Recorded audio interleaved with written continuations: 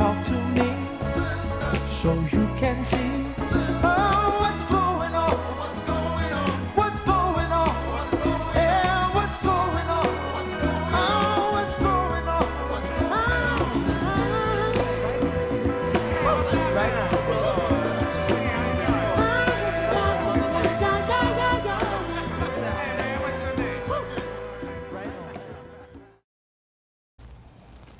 Hello, and welcome to What's Going On.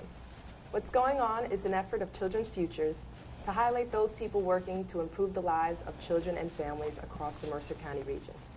Today we have Joe Smith of the Capital City Girls basketball team. Welcome, Joe. How are you? I'm fine. Thank you for having me. Oh, no problem at all. Now, I was once one of these young ladies who played AAU basketball, and it is by far an amazing program. Yes, it is. I must say. It can't be easy dealing with these young ladies, taking them across the U.S. But I understand you started this program in 2000. Can you tell us how it came about? Well, after Trenton High won the Tournament Champions, and we knew that there was no AAU program in the city of Trenton dealing with young ladies.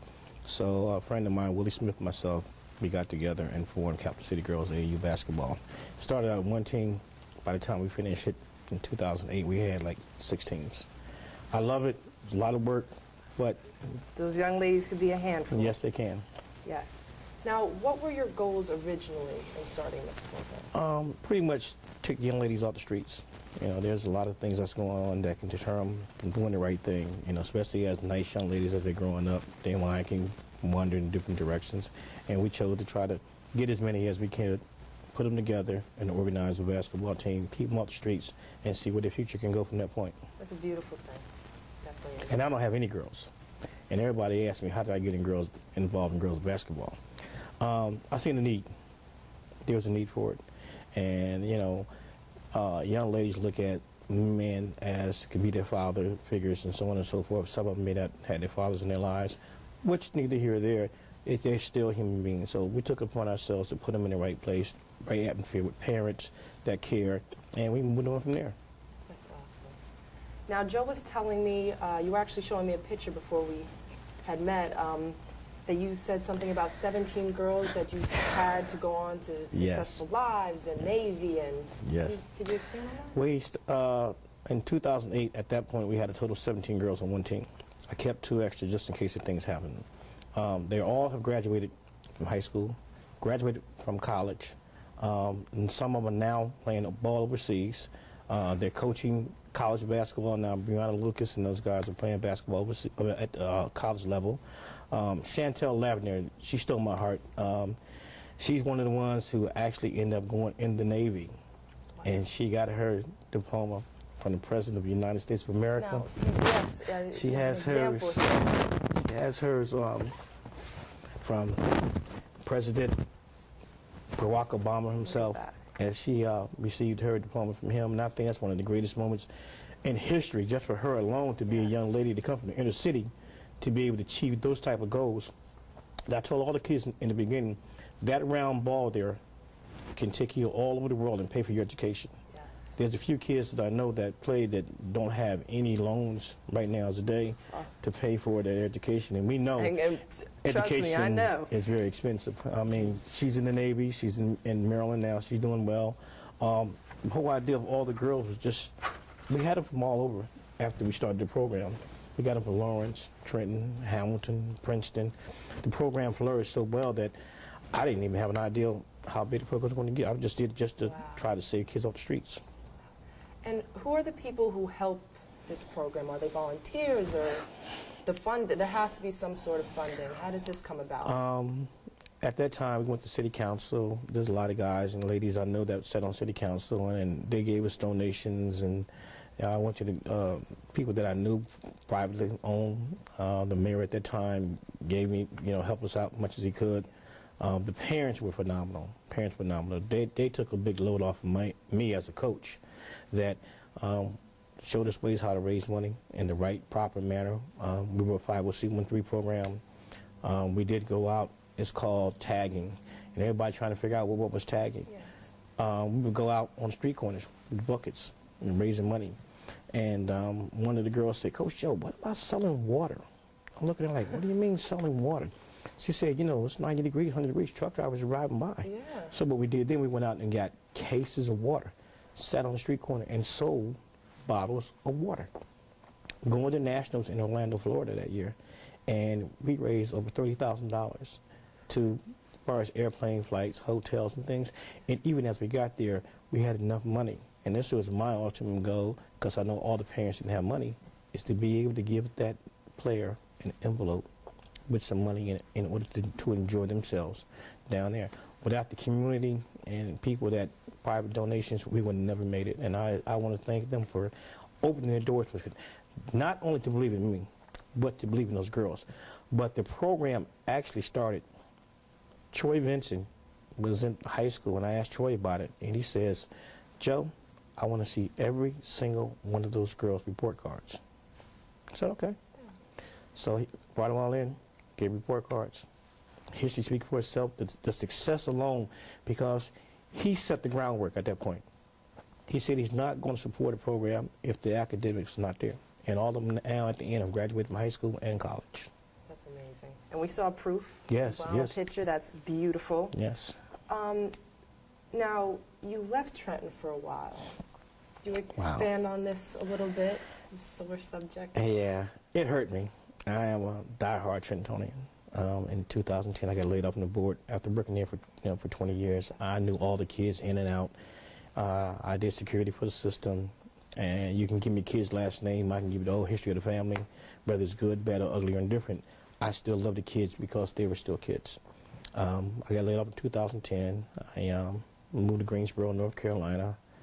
Went down there, things didn't work out, and as they would say, there's no place like home. And now you're back. And now I'm back, looking to put some programs in place, trying to reach back out to the community and get the young ladies, even if I can get the young men, to step out there and do the right thing, because everybody needs somebody. Yes. And we always look at the negative side of things, but there's got to be some positive in everybody. So that's what my ultimate goal is, to come back home in the city of Trenton and to do some positive things for our city. Okay. So you're going to continue to work with Capital City? Oh, yes, Capital City. Just this past Wednesday, I walked into the gym and I seen this purple and white, and it was Capital City. Warmed the Still, heart. yes, indeed. Still running strong. Here it is, 2014, and they're still running strong, and I'm looking for some bigger and better things to happen with that organization there, and to expand. Our doors are open to anybody, and I've always had a thing that players would come to our team. I say, you get in where you fit in. And I mean, what do you mean? Everybody can bring something to the team.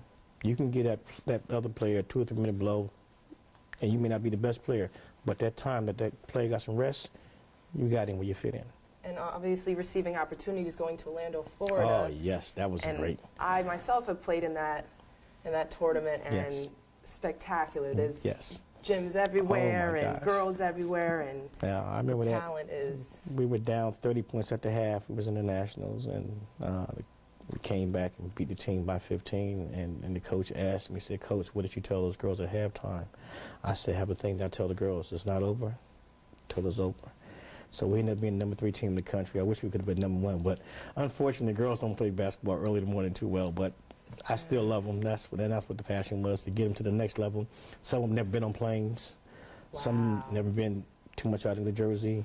We went to the Mall of America, which is in Rochester, Minnesota. They went there. They went down to Florida. They went to Virginia.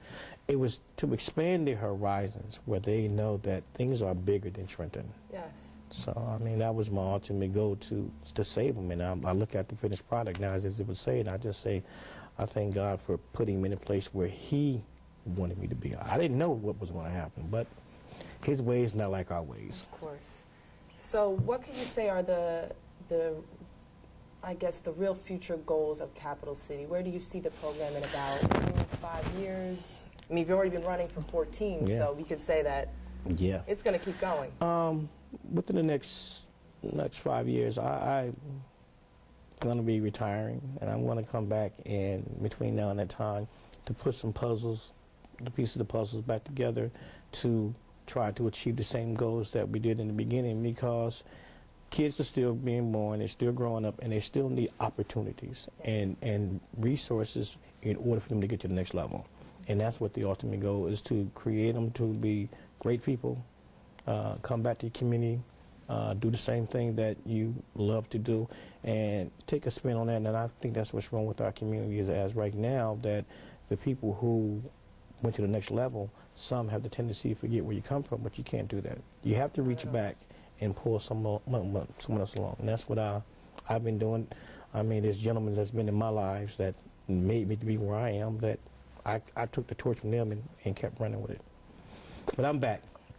It And feels that's a good. great thing. It must feels feel good to be home. to Feels be good to be home. Yes, it does. Yes. So I must say it's been an honor interviewing you. It seems that this program is much bigger than just basketball. Yes. Helping these young ladies, especially growing up in an urban area, urban environment, with all sorts of things and complications and obstacles, to have these opportunities is a very beautiful thing. And I must say, you should definitely be proud of yourself for allowing these young ladies, especially with a picture like this. It's unbelievable, Yes. I must say.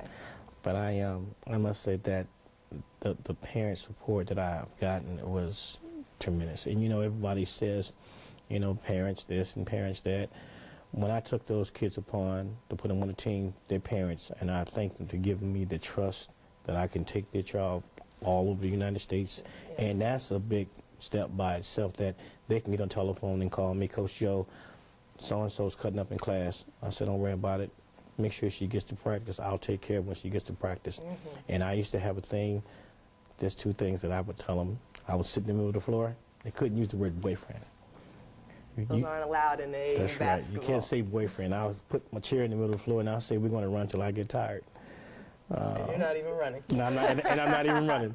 I mean, things like that was to motivate them, to let them know that they're young ladies. And it's always been an honor to sit back, and then when I go to the respective high schools, and I can see those girls playing ball on the floor, and at that 2008, those girls went back to the high school, and a lot of them went back and scored 1,000 points that year. Whew. Scored 1,000 points. So that's the end of the, finish of the product, that now they're young ladies with their families and their lives, and I just hope to continue success with them, because I'm coming back home. Capital City's going to be running again the way always, when we're turning up a notch. Okay. Well, that is all the time we have for today. Thank you so much, Joe. And tune in next week for What's Going On. So you can see, oh, what's going on.